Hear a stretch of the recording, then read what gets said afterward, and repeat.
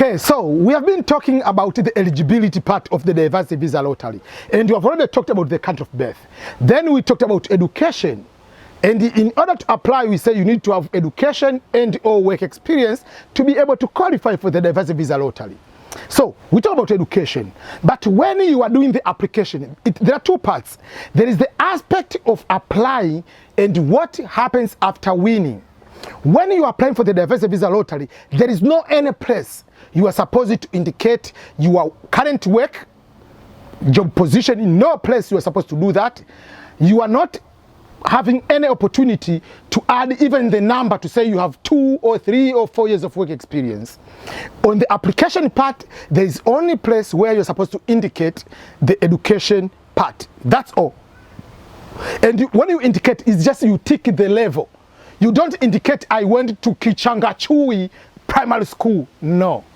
They don't want to hear I went to St. John Seminary, whatever high school. They don't want to hear a specific name of the school. In the application, it's just to tick the level of education. But there is no where you are supposed to tick maybe the years of experience. But according to the instruction of the diversity visa lottery, you are supposed to have at least 2 years of qualifying work experience. The key word here is qualifying.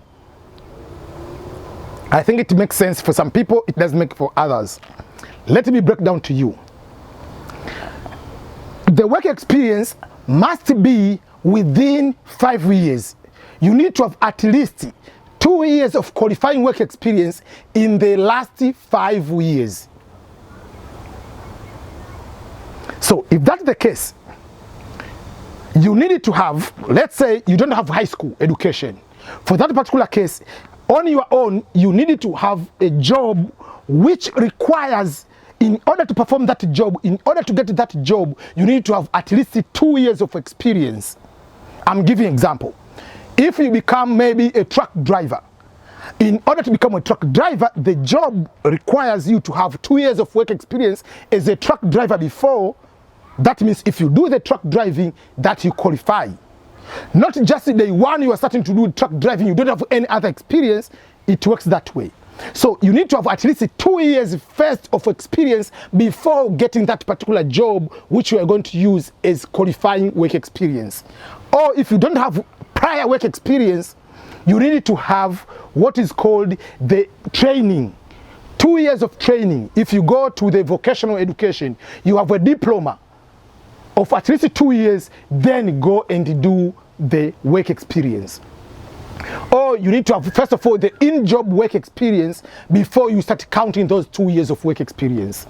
But those work experience can either be paid work experience, can be unpaid work experience. You can volunteer somewhere, you can do internship somewhere, you can be paid for work you are doing. That's why I usually tell people, even if right now you are a high school student, you are going to apply for the for green card lottery, you must make sure that you are going to have at least 2 years of work experience. Go and volunteer somewhere. Go to the orphanage center, have a position and apply. That is something you need to make sure that you understand that one. But if you are just assuming that, oh, my job, you finish high school, your job is just, oh, let me chill and do betting. Betting is not work experience. You can get good money, but when the time comes to win the green card lottery, they are going to deny you the visa. There are some people, they say they have self-business. They are going to look at it. Do you have certifications? Do you have license? Is your business registered? What is the magnitude of your business? Not selling 2 tomatoes, 3 tomatoes outside your house, you say now you have business. No. You cannot say I'm a soccer player and you are playing in your village team. No. Work experience is going to look also the magnitude of it. Let's say you say, oh, I'm a chef, which is good. Did you go to the chef school? Did you go to the culinary school and go and get some vocational education certification to become a certified chef? Yes. Where do you work now? Do you cook for your family and you assume that you are a chef? No, that doesn't count. Do you cook rice and jollof outside your house and pilau and say that that is work experience? No. Are you working on the big hotel Yes. Are you working in the big restaurant? Yes, that can count. But working just outside, you are selling, you get $50 per day, you say that is a work experience because you are cooking? No, it doesn't count. You are saying, I work at the saloon. Did you go to the vocation training? Did you go to the trade school? For instance, in America, you cannot cut any person's hair without going to the school for that. You have to get the license for that. So you need to have those kind of certification, trade school, vocation, or on-job training. You need to have the documentation. When you put, I worked on this particular area from this day to this day, when you go to the interview, if you win, you need to show the contract.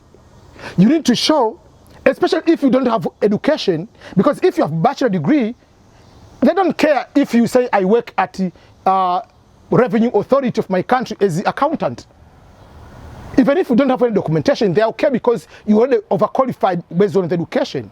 But if you don't have those kind of education, which you don't have the transcript, you need to have every documentation, paperwork, to show that you volunteered on this particular, with this position, you worked for 3 years, you worked for 4 years, you have this kind of, so you need to have all those kind of things.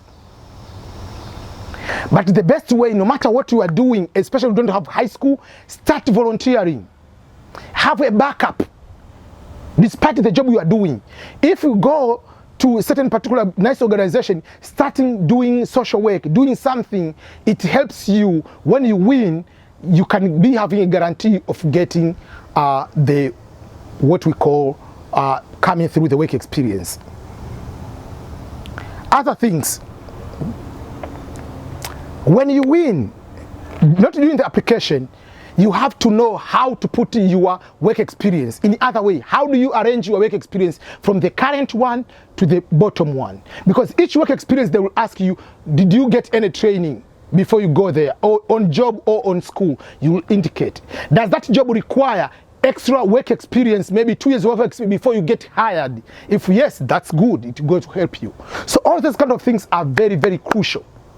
But you have to know that during the application, there is no any place you will be required to add work experience. The work experience will only be required when you are going to add on the time you have won the diversity visa lottery.